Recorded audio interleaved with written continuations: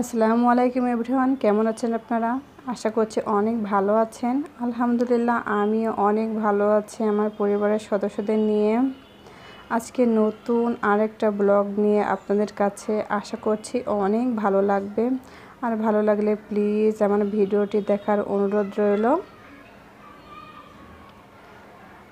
আজকে সকালটা বেশ পরিষ্কার, রোদও নাই আবার মেঘলাও নাই, বেশ ভালো লাগছে সকালটা।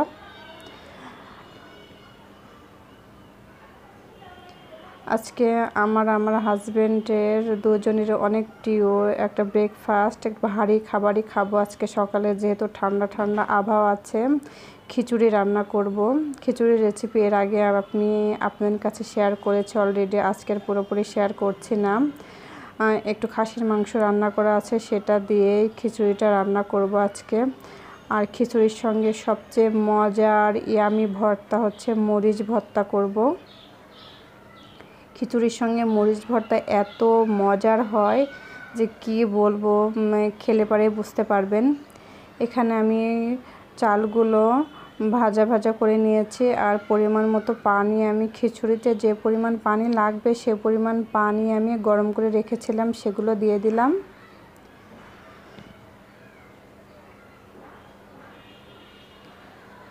আরেকটা রেসিপি আপনাদের সঙ্গে আজকে শেয়ার করব, কাচকি মাছের রেসিপি। আমি কিভাবে টমেটো আলু দিয়ে কাচকি মাছটা রান্না করি সেটাই শেয়ার করব। তো মাংসগুলো দিয়ে দিলাম আমি। খিচুড়িটা জলদি কিন্তু হয়ে যাবে। যে সকল আপু ভাইয়ার আমার ভিডিও দেখেন, সুন্দর সুন্দর কমেন্টস করেন, তাদের জন্য অনেক দোয়া, অনেক ধন্যবাদ। প্লিজ এভাবে আমার সঙ্গে থাকবেন, এভাবে আমাকে সাপোর্ট করবেন। আপনাদের সুন্দর সুন্দর কমেন্টসে, লাইকে অনেক বেশি উৎসাহিত হয়ে আমি আরেকটা ভিডিও করার আগ্রহটা আরও বেড়ে যায়। প্লিজ আমার ভিডিওটি দেখবেন আর লাইক দিবেন, প্লিজ লাইক দেওয়ার চেষ্টা করবেন। আমি যে সকল আপু ভাইয়াদের বন্ধু হয়ে আছে তাদের ভিডিও আমি দেখলে অবশ্যই আমি লাইক দিয়ে দেখি। আশা করব আপনারা আমার ভিডিওটি লাইক দিয়ে দেখবেন। এখানে আমি 2 চামচ পরিমাণ ঘি দিয়ে দিলাম, যেহেতু আমার খিচুড়িটা অলরেডি রেডি হয়ে গেছে। এবার আমি চুলাটা অফ করে দিয়ে চুলার উপরে রেখে দিব। যে একটু হালকা হালকা পানি পানি মতো আছে, এটা অলরেডি একদম সেট হয়ে যাবে।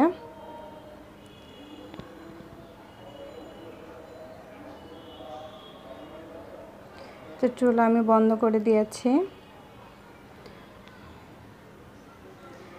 এই তো মরিচ ভর্তা, শসা ছিল না যেহেতু টমেটো ছিল, টমেটোটা নিয়েছি। এই যে এত মজা লাগে খিচুড়ির সঙ্গে মরিচ ভর্তাটা, খেয়ে দেখবেন তাহলে বুঝতে পারবেন কিন্তু কত মজার হয়।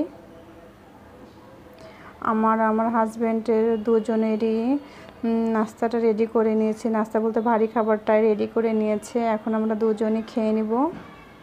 অলরেডি আমার মেয়েকে ওর বাবা খাওয়াই দিয়েছে। আমার তো তুনছন একা একা খেতে পারে না। শুক্র শনিবার যেহেতু ওর বাবার অফ ডে, ওর বাবাই কিন্তু খাওয়াই দেয় ওকে। এটা আমরা দুজনে খেয়ে নিচ্ছি।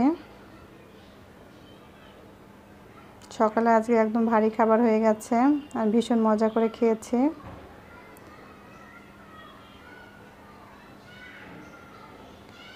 এভাবে আপনারা খেতে পারেন, ভীষণ ভালো লাগবে।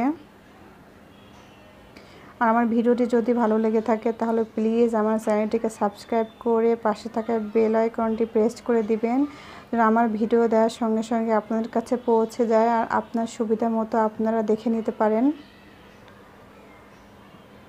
আমি ইনশাল্লাহ আপনাদের পাশে থাকব।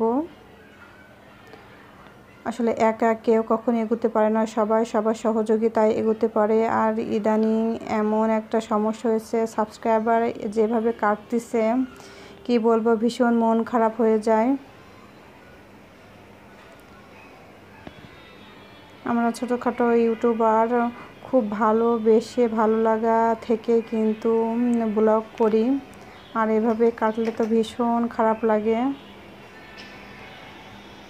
আর অনেকের ভিডিও দেখে বুঝতে পারি যে এটা শুধু আমার একার হয় না, সকলেরই হচ্ছে।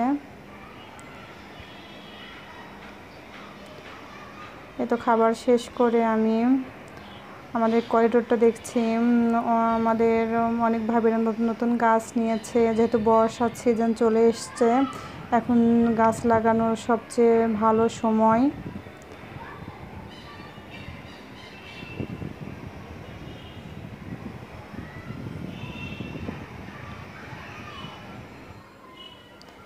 এটা আমার মা আসার সময় যে মুরগির মাংসটা দিয়েছিল, 2 রকমের মাংস দিয়েছিল। গরুর মাংসটা তো শেষ, আসার পরপরই মুরগির মাংসটা আজকে বের করে নিলাম। এটা গরম করে নিব। কাচকি মাছের চচ্চড়ি আমি করব, সেই রেসিপিটা আপনাদের কাছে শেয়ার করব, আশা করি ভালো লাগবে।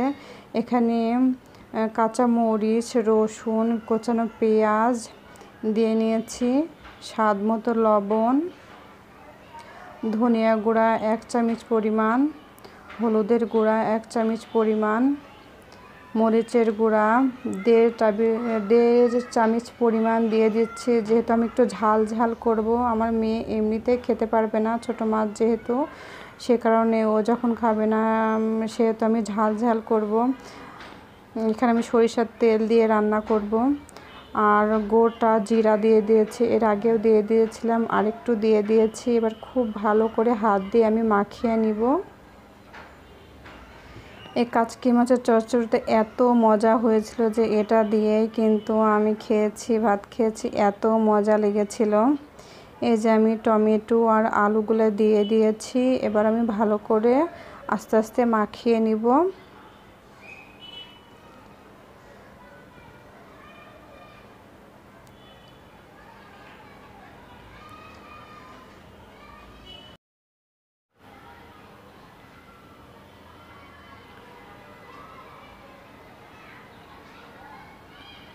এবার আমি খুব ভালো করে এগুলো মাখিয়ে নেওয়া হয়ে গেছে। এবার আমি কাচকি মাছগুলো দিয়েছি, সামান্য পরিমাণে দিচ্ছি আমি।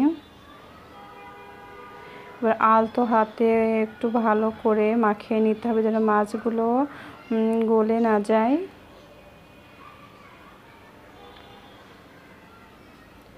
এভাবে আমি খুব ভালো করে একটু মাখিয়ে পানি দিয়ে দিব, তারপরে চুলাটা আমি অন করে দিব।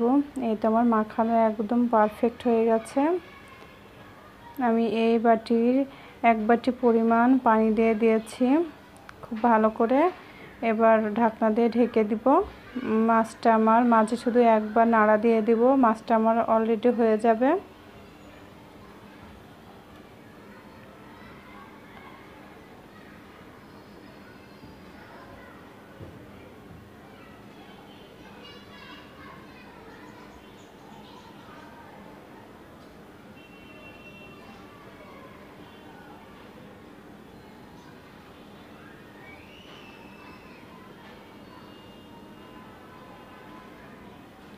এই তো মাছের পানি অলরেডি আমার শুকিয়ে গেছে।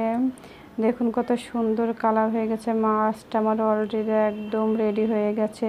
সবাই ভালো থাকবেন, সুস্থ থাকবেন, সবাই সবার জন্য দোয়া করবেন। আসসালামু আলাইকুম।